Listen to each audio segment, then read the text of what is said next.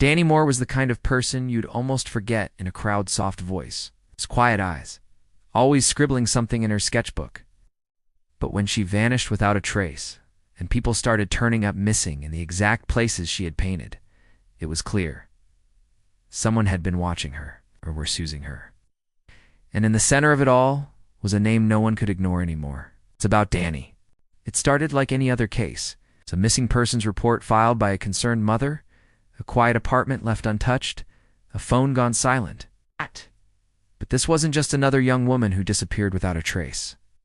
This was about Danni Moore, a 26-year-old artist living in a small town outside Portland, Oregon. She had a soft presence online, mainly sharing her paintings and brief glimpses into her routine, coffee at sunrise, long hikes, and cryptic captions that hinted at someone thoughtful, maybe even a little lonely.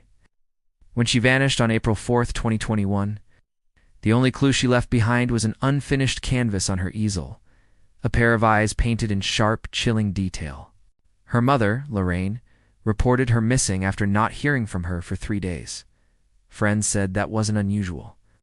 Danni often disappeared from social media and didn't always answer texts right away. But something about the silence felt wrong this time. Her last Instagram post was a photo of a road cutting through the woods, captioned, "There's more to it than you think."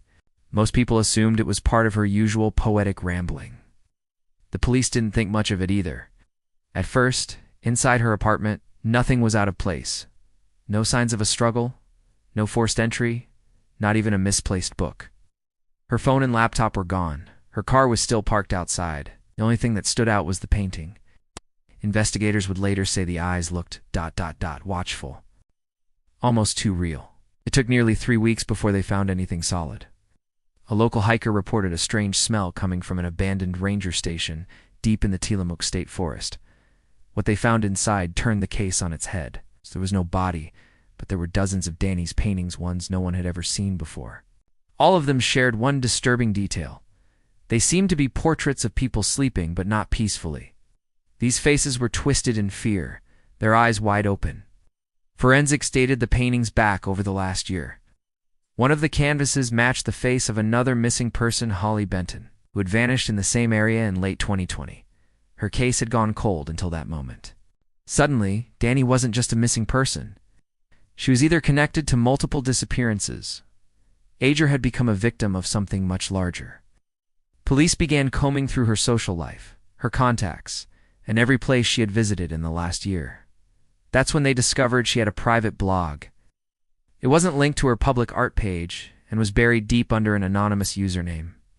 The entries read like pieces of a puzzle, revealing Danni's growing paranoia. She wrote about someone watching her, someone who always knew where she was. She called them the Shadow. She believed she was being hunted. The most chilling part, her final blog entry, dated the night before she disappeared, read, "I think I finally painted them. They're not just watching anymore."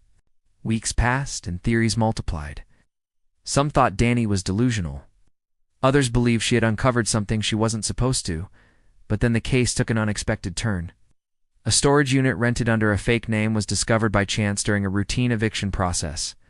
Inside, they found more paintings, but these were different. These were not just faces. They were scenes, hyper-realistic images of people in mid-action.